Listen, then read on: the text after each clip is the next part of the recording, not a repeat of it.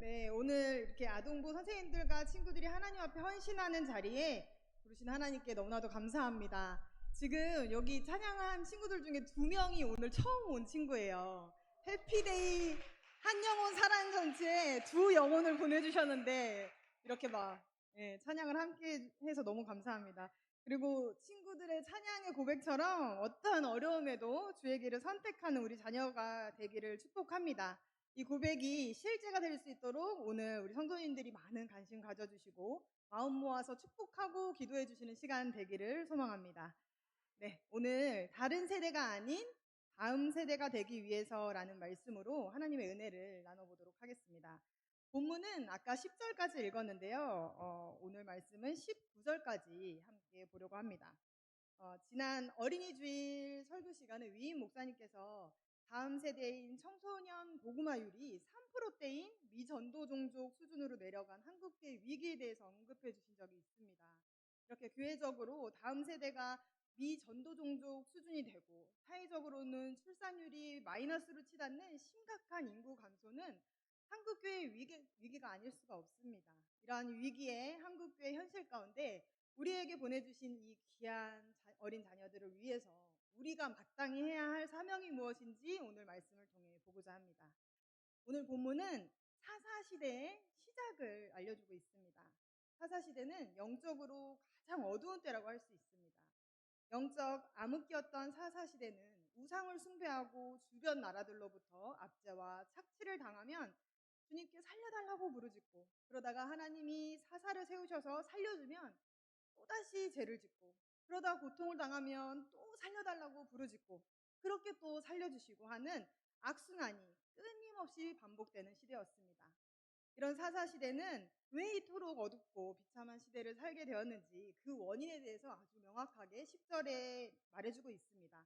10절 말씀을 보기 전에 7절 말씀을 보기 원하는데요. 7절 말씀을 보면 여호수아를 기점으로 세대가 나뉘는 것을 볼 수가 있습니다. 함께 읽어볼까요? 백성이 여호수아가 사는 날 동안과 여호수아 뒤에 생존한 장로들 곧 여호와께서 이스라엘을 위하여 행하신 모든 일을 본 자들이 사는 날 동안 여호와를 섬겼더라. 네, 여호수아와 함께한 광야 세대가 있었고요. 그리고 여호수아가 죽은 뒤에 생존한 남은 가나안 정복 세대가 있었습니다. 이 광야 세대와 가나안 정복 세대는 사는 날 동안에는 여호와를 섬겼다라고 말하고 있습니다. 그 이후에 어떻게 되는지, 그리고 그 원인이 뭔지를 알려주는 시절을 다 같이 읽어보도록 하겠습니다.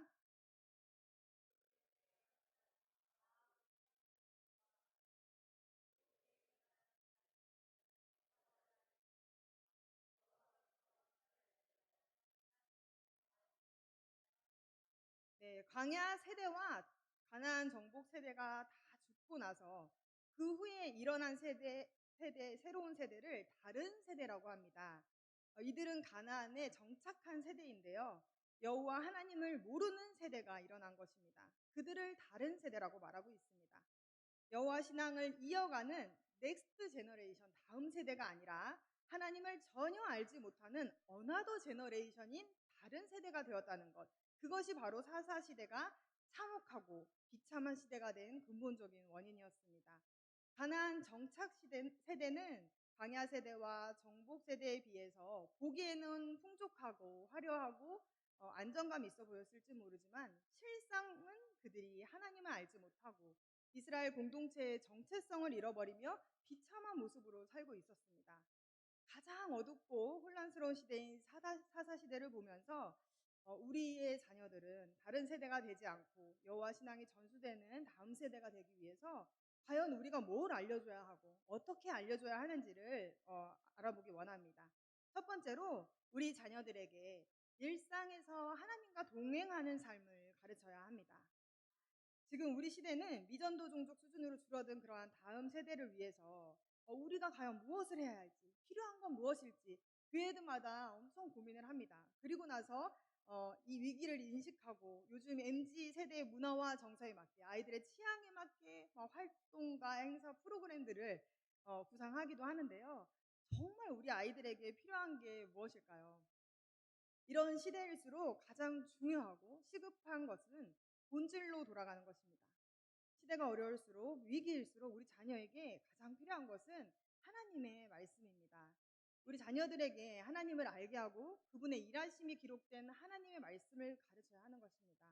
하나님의 말씀이 아니고서는 우리는 하나님이 어떤 분인지 모르고 어떤 일을 행하셨는지 알 수 없습니다. 지금 우리 다음 세대에게 해줄 수 있는 가장 중요한 것은 바로 하나님의 말씀을 전수하는 일입니다. 만약 교회에서 하나님의 말씀을 가르치는 일을 우선순위에서 밀어두고 아이들의 취향에 맞는 것들로 양육하기만을 애쓴다면 그 교회는 정말 가장 중요한 사명을 망각한 채 아이들을 다른 세대로 가도록 방치하는 꼴이 되는 것입니다. 우리에게 가장 큰 책임은 아이들이 하나님의 말씀으로 양육되고 그분을 알아갈 수 있는 일에 전심전력해야 하는 것인 줄 믿습니다.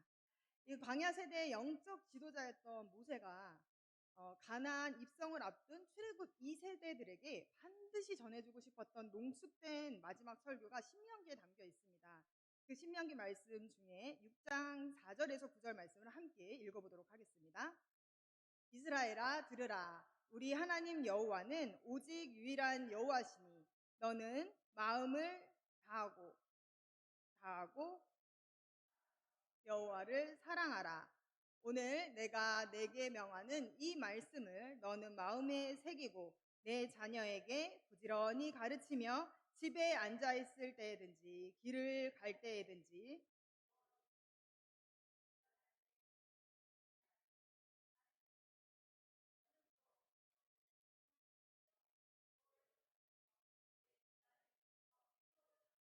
또 내 집 문설주와 바깥문에 기록할지니라. 네, 이 말씀은 출애굽 2세대에게만이 아니라 유대인들에게 그리고 오늘날 우리에게도 세마 교육의 기초가 되는 말씀으로 이어져 오고 있습니다. 모세가 다음 세대에게 반드시 전해주고 싶었던 말이 바로 자녀들에게 하나님의 말씀을 부지런히 가르쳐야 한다는 것임을 알 수 있습니다. 이 부지런히 가르치고 강론하라는 말의 포인트는 가정 안에서 하나님의 이야기를 아이들에게 자연스럽게 전해줄 수 있는 문화를 형성해야 한다는 것입니다. 하나님을 알아가기 위해서 부모의 그런 일방적인 가르침만이 아니라 자녀의 생각을 충분히 들으면서 나눌 수 있는 장이 마련되어야 할 텐데요. 가정은 어떤 공동체냐면 가족들에게 자신의 모든 삶을 공유하는 공동체입니다. 그래서 자녀들은 부모님의 삶을 통해서 습득하는 것이 정말 많습니다. 부모가 하는 수많은 결정들로 인해서 같이 함께 경험을 하는 거죠. 그러면서 부모님의 가치관이 아이들에게 그대로 전수가 됩니다. 부모의 삶에서 가장 우선이 되고 가장 중요하게 여기는 것이 그들의 인생에서 해야 하는 수많은 결정들에서 다 드러나기 때문입니다. 그래서 삶으로 가르치는 것만큼 효과적이고 자연스러운 것은 없을 것입니다. 부모가 하나님을 어떻게 사랑하는지, 하나님의 말씀에 대해서 얼마나 중요하게 여기는지는 자녀들이 부모의 삶을 통해서 배우고 확인하는 것입니다. 하나님의 사랑을 말로만 가르치는 것이 아니라 부모의 사랑이 자녀에게 제대로 전달이 된다면 하나님을 사랑하라는 가르침을 더욱 강력하고 설득력 있게 다가올 것입니다. 이렇게 모세가 유언처럼 남긴 자녀들에게 말씀을 전수하라는 것이 제대로 실행되지 않는다면 하나님을 알지 못하는 이런 다른 세대가 나오게 되는 것인데요. 그렇기 때문에 가정 안에서 하나님의 이야기를 하고 있지 않다면 그 가정은 위기일 수 있는 것입니다. 하나님이 주어가 되어서 우리 가정 안에서 일어나는 일들을 해석하며 말할 수 있어야 합니다. 엄마 오늘 이런 일이 나에게 일어났는데 하나님이 해주신 것 같아. 하나님이 나에게 이렇게 인도해 주셨어 하면서 이런 얘기들을 자연스럽게 하고 그런 관점으로 우리 가정에 일하시는 하나님을 이야기할 수 있어야 합니다. 이렇게 가정 안에서 하나님의 이야기를 자연스럽게 할 수 있는 환경을 만드는 것이 부모님들의 역할이고 그런 부모가 사명을 감당하도록 제대로 양육하는 것이 교회의 역할입니다. 우리에게 맡겨주신 다음 세대를 위해서 부모와 교회가 함께 이 사명을 감당해 나갈 수 있기를 축원합니다. 그렇다면 하나님을 모르는 다른 세대의 특징은 어땠는지 오늘 본문 11절에서 13절 말씀을 읽어보겠습니다. 이스라엘 자손이 악을 행하여 바알들을 섬기며 애굽 땅에서 그들을 인도하여 내신 그들의 조상들의 하나님 여호와를 버리고 다른 신들 곧 그들의 주위에 있는 백성의 신들을 따라 그들에게 절하여 여호와를 진노하시게 하였으되 곧 그들이 여호와를 버리고 바알과 아스다롯을 섬겼으므로. 네, 하나님을 알지 못하고 하나님에 대한 역사의식이 없는 다른 세대는 여호와 하나님을 버리는 세대가 됩니다. 그리고 다른 신을 섬기게 되는 것인데요. 이 사사 시대의 이스라엘 백성의 근본적인 문제는 정치적인 것도 경제적인 것도 문화적인 것도 아닌 영적인 문제였습니다. 영적인 가장 큰 문제라고 하는 것은 바로 하나님을 저버리고 우상을 숭배하는 일이었습니다. 이로 인해서 앞으로 기록될 모든 문제들이 시작이 되었고 그 문제들에서 헤어나지 못하는 결과를 초래한 것입니다. 그래서 우리는 두 번째로 다른 세대가 아닌 다음 세대가 되기 위해서 우리 자녀들에게 하나님을 경외하는 마음을 가르쳐야 합니다. 우상 숭배가 무엇이죠? 하나님이 아닌 다른 신을 섬기는 것입니다. 하나님보다 더 중요하게 여기는 것을 다 우상이라고 말합니다. 하나님으로부터 얻을 수 있는 안정감이나 충족감을 하나님이 아닌 다른 것으로부터 얻으려고 하는 것을 말합니다. 우리가 잘 아는 광야 세대의 금송아지 사건만 봐도 알 수 있습니다. 모세가 시내산에서 내려오지 않자 그새를 못 참고 금송아지를 만드는데요. 그들은 모세가 당장 눈앞에 보이지 않자 불안과 두려움에 휩싸여서 눈에 보이는 금송아지를 만들어서 자기 위안을 삼았습니다. 오늘날 우리에게도 수많은 우상들이 있습니다. 현대인의 3대 우상으로는 돈, 권력, 쾌락을 뽑기도 하는데요. 이 밖에도 내가 의지하거나 기대하는 사람이 될 수도 있고 심지어 나의 가족이 우상이 될 수 있습니다. 결핍으로 인해 무언가를 채우려고 하거나 불안과 염려로 무언가를 의지하려고 할 때 이 모든 게 우상이 되는 것입니다. 내 삶의 중심이 하나님이 아닌 다른 것이 자리 잡고 있다면 그게 무엇이든 우상이 될 수 있습니다. 이 우상의 특징은요, 자기 중심적인 삶을 살게 합니다. 내가 바라는 대로, 내가 원하는 대로 되기를 간절히 바라면서 자연스럽게 만들어지는 것이 우상입니다. 만약 그걸 잃게 되면 나의 삶 자체가 의미가 없어지기도 합니다. 이것이 바로 내가 만든 신인 것입니다. 우리에게는 이러한 어떠한 형상도, 어떠한 대상도, 어떠한 탐욕도 그것이 마음의 우상이 되지 못하게 해야 합니다. 하나님께서 우상 숭배하는 이스라엘을 향해서 어떻게 하셨는지 14절에서 15절 말씀을 보면 하나님은 진노하셔서 그들이 노략을 당하게 하고 대적의 손에 넘기시면서 재앙을 내리셨습니다. 이토록 그들을 괴롭게 하신 것은요, 그들 중심에 있어야 할 하나님 자리를 대신하는 우상을 제거하기 위해서입니다. 우상을 제거해야 그들이 살 수 있기 때문입니다. 하나님은 괴로움으로 막 살려달라고 부르짖는 이들을 외면하지 않으시고 사사를 세우시지만 이들은 어떠했는지 18절에서 19절을 보시면 사사가 사는 날 동안에는 대적의 손에서 구원하셨지만 사사가 죽은 후에는 또다시 더 타락하여 다른 신을 섬기는 패역한 모습으로 살아간다고 합니다. 이처럼 끊임없이 우상 숭배를 하는 자들에게 뭐가 필요하고 뭐를 가르쳐야 하는 것일까요? 하나님을 가볍게 여기는 세대에게는 하나님을 경외하는 태도를 가르쳐야 합니다. 아까 읽었던 신명기 6장 4절부터 나오는 쇠마 말씀을 통해서 자녀들에게 하나님의 말씀을 가르쳐야 한다라고 권면하는 걸 살펴봤는데 모세가 그 말씀을 하기 전에 우리가 왜 말씀을 가르쳐야 하는지 율법의 목적에 대해서 말해주고 있습니다. 1절부터 3절의 말씀을 함께 읽어보도록 하겠습니다. 1절입니다. 시작.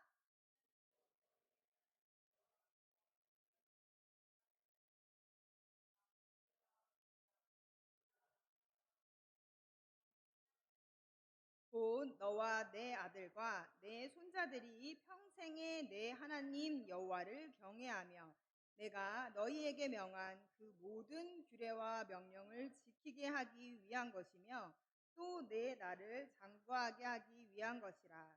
이스라엘아 듣고 삼가 그것을 행하라. 그리하면 내가 복을 받고 내 조상들의 하나님 여호와께서 내게 허락하신 같이 젖과 꿀이 흐르는 땅에서 내가 크게 번성하리라. 아멘. 네, 모세는 하나님의 말씀인 율법이 너와 내 자녀들이 하나님을 경외하도록 할 것이라고 말하고 있습니다. 그렇기 때문에 너희들은 자녀들에게 하나님의 말씀을 가르쳐야 한다고 한 건데요. 2절에서 3절의 말씀을 보면 하나님을 경외하는 자들은 내 나를 장구하게 하고 복을 받고 크게 번성케 되는 결과가 따라온다고 말합니다. 이것은 개인의 장수와 번영만을 위한 것이 아니라 이스라엘 민족의 존속과 수적 번성을 가져준다는 뜻이기도 합니다.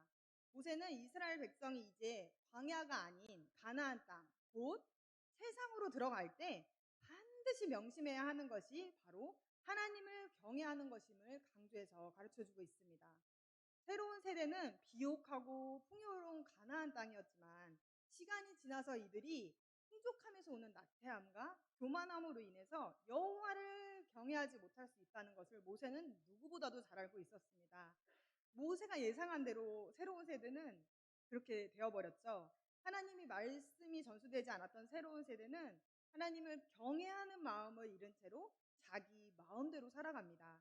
그래서 그 시대가 비극적인 시대를 맞이하게 된 것인데요. 우리가 마땅히 가져야 할 본분인 하나님을 경외하는 마음을 잃게 되면 결국 자기 소견에 오른 대로 행하게 됩니다.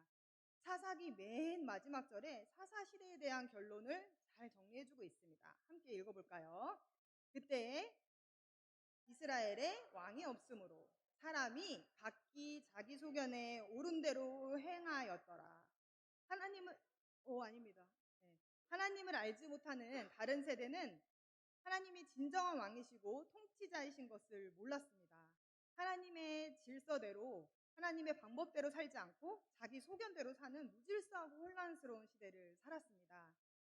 네, 이렇게 오늘 우리는 사사시대에서 이스라엘 민족이 약 350년간 얼마나 패역한 삶을 살았는지를 보면서 우리의 자녀들이 여호와를 모르는 다른 세대가 되지 않기 위해서 뭘 가르쳐야 하는지를 나눠보았습니다.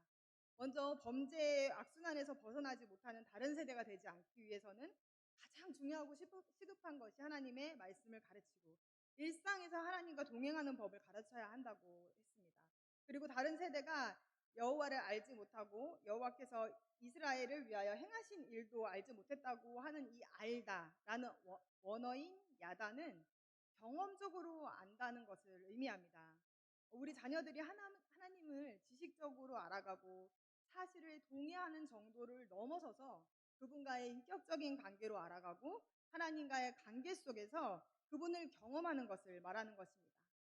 광야 세대와 가나안 정탐 세대는 하나님에 대해서 그리고 하나님의 일하심에 대해서 정말 많은 경험을 한 세대였습니다. 그들에게 주어진 것이 하나도 없을 때 하늘에서 만나를 내려주시면서 와, 하나님이 이렇게도 공급해 주시는구나 이런 걸 경험했고 그들이 계속 막막한 길을 불안하게 걸어갈 때도 구름 기둥과 불 기둥으로 하나님이 이렇게 어떻게 인도해 주시는지 보호해 주시는지도 경험한 세대였습니다. 가나안 땅을 정탐할 때에도 무력이 아닌 하나님의 방법으로 승리케 하시는 것을 경험했습니다. 이렇게 수없이 많은 하나님의 일하심을 경험하면서 일의 모든 것이 결국은 영적인 것으로 풀어지는 것임을 경험한 세대였습니다. 하나님의 일하심을 경험하는 것이 이만큼 중요하고 복된 일입니다. 그래서 편하고 쉬운 일이 아닌 고되고 막막한 길이 어쩌면 하나님을 경험하는 지름길이 될 수 있습니다. 우리가 하나님의 말씀을 가르칠 때 하나님이 역사에서만 존재하시는 분이구나라는 것이 아니라 지금 내 인생에서도 일하고 있고 나와 지금 생생히 동행하고 있는 분임을 가르쳐야 하는 것입니다. 그래서 이 살았고 운동력 있는 말씀 그리고 날성과 같이 예리한 말씀의 능력을 경험한 우리 자녀들이 세상에서도 분별력 있는 사람으로 자라갈 수 있도록 하게 합니다. 우리 자녀들이 하나님의 말씀으로 이 시대를 분별할 수 있는 통찰력이 생겨나게 될 줄 믿습니다. 그리고 우리의 자녀들에게 하나님을 경외하는 마음을 가르쳐야 한다고 나눴는데요. 먼저 우리 부모 세대는 자신이 하나님을 어떤 마음으로 대하는지 자신을 점검해 볼 필요가 있습니다. 자녀들이 세상에서 성공하기 위해서 그리고 어떠한 탁월함을 갖기 위해서라면 무슨 수를 써서라도 뒷바라지를 하지만 막상 하나님을 경외하는 일에는 내가 어떻게 했는지 돌아보면서 부모 세대조차 그 일에 내가 경외하지 않았는지를 자신을 돌아봤으면 좋겠습니다. 탁월한 지혜를 지닌 솔로몬이 전도서 12장 13절에 이렇게 말을 하고 있는데요. 함께 읽어보도록 하겠습니다.